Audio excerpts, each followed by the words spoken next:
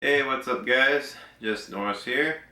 Today is Sunday. It's actually 10 p.m. Sunday and I'm finally getting around to doing this video. Anyway, so we're going to do the Q&A. Hopefully you guys enjoyed the squat workout. I know some of that stuff's getting repetitive and I think we're going to go into some questions, or a question, as to why all my workouts are pretty repetitive right now. So let's go ahead and get started. I'm going to try to leave this video somewhat short, just because it is late. I have a lot to do still and I need to get to bed. So,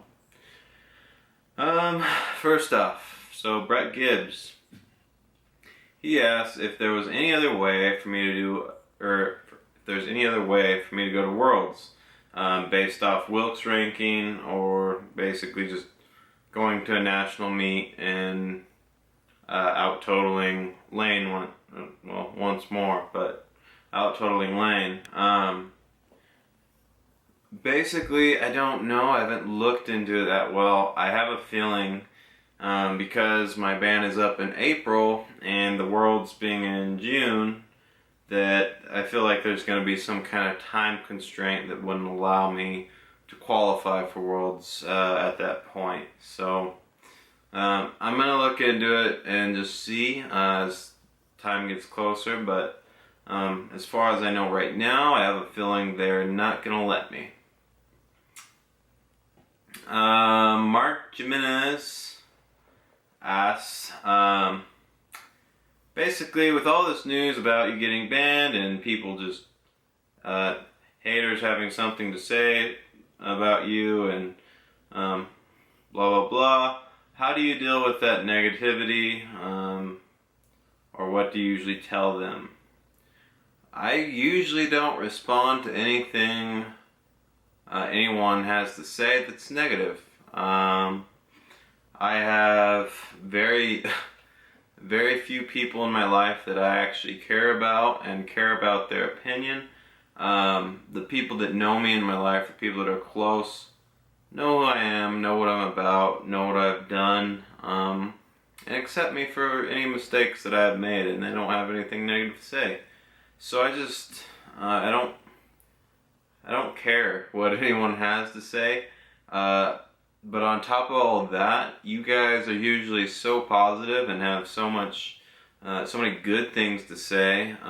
It really just, at the end of the day, it's like, okay, well, out of 10 people that really like what I did and really like what I do, one person has something negative, or some kind of comparison like that. And with that kind of average and following, I have a very supportive following, and it's freaking awesome. I don't like to really concern my time with those negative people, rather turn it to those positive people that are stand behind me and give them what they want instead of giving the haters what they want, so to speak. So, and then also I don't have a lot of time for that, honestly, working full time and doing online training and training myself, trying to put up my website and doing YouTube and have a girlfriend and dog to take care of, stuff like that. I don't have a lot of time for those things, so kind of all of that mix for you. But good question. Sean Donnelly asks if there's anything different I'm doing with my training over the extended off season that you now face. And that goes back to why my training is repetitive.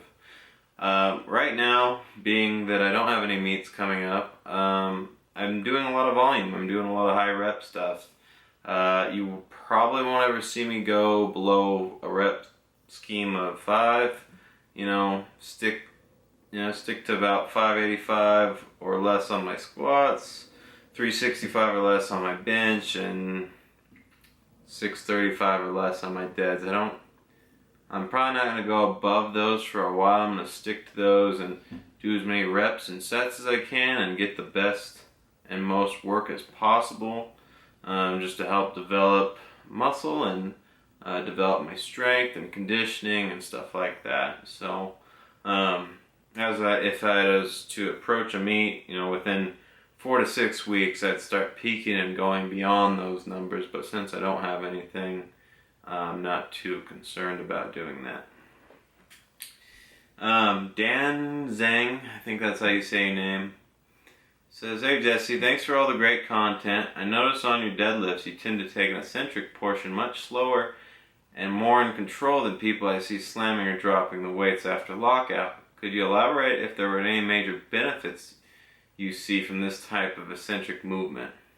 Absolutely. So I do slow eccentric motions. I've heard, when I first started lifting, I think that the eccentric motion was actually more beneficial to your strength than the concentric motion. So I guess that's negative. But in my mind, me being in control and moving slowly on the eccentric motion actually helps with stability, not only in my core, but just all the working muscles. For example, on a deadlift, upper body, back, legs, all that.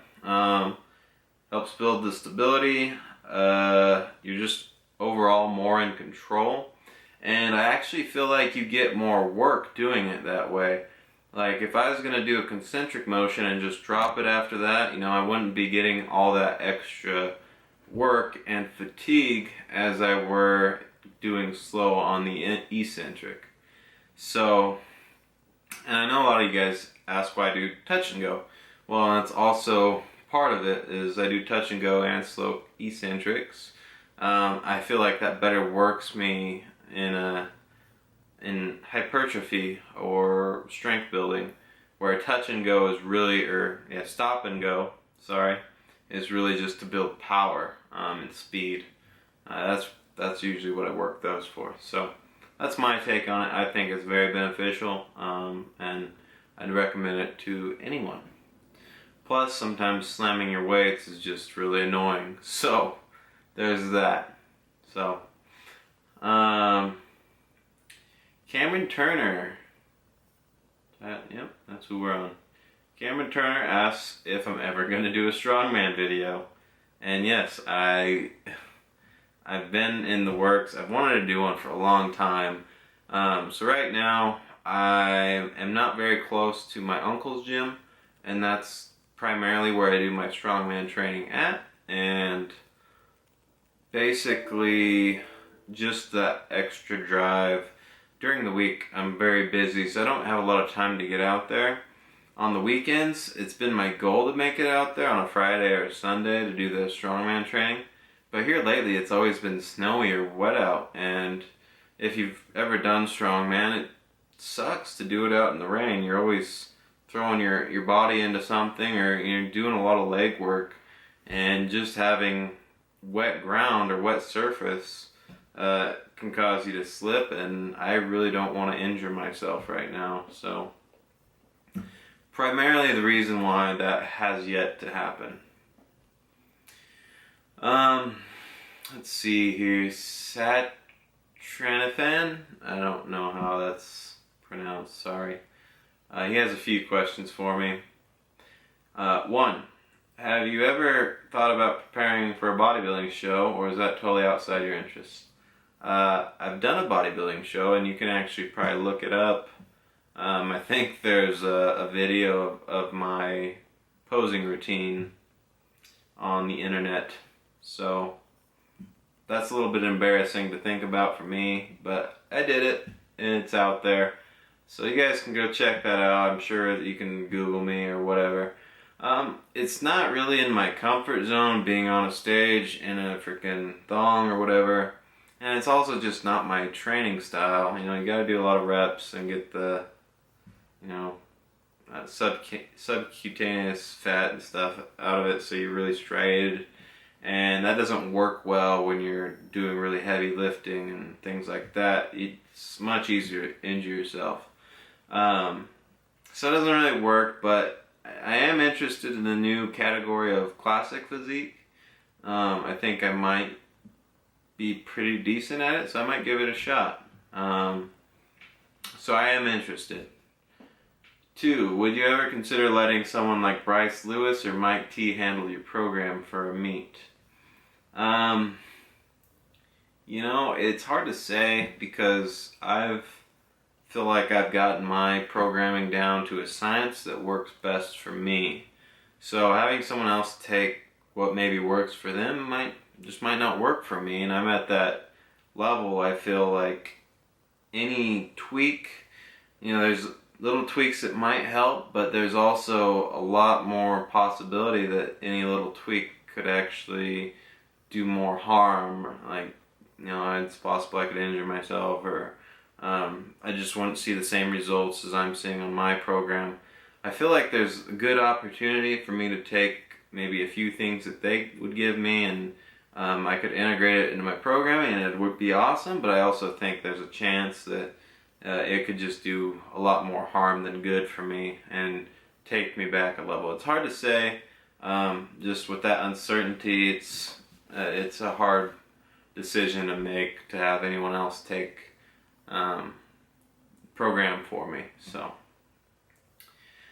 well, guys, that was it for questions. I'm sorry if I did not get to yours. I know there's a ton of questions, and I'm always going through my YouTube throughout the week, and I see a ton of questions rolling in. Just take in mind that I'm taking these most upvoted questions, or ones I feel like primarily haven't been answered before, off of the last week's Q&A. So I took these from Q&A number 11 with the Anacar. I didn't get a chance to speak a whole lot in that one, so it is what it is.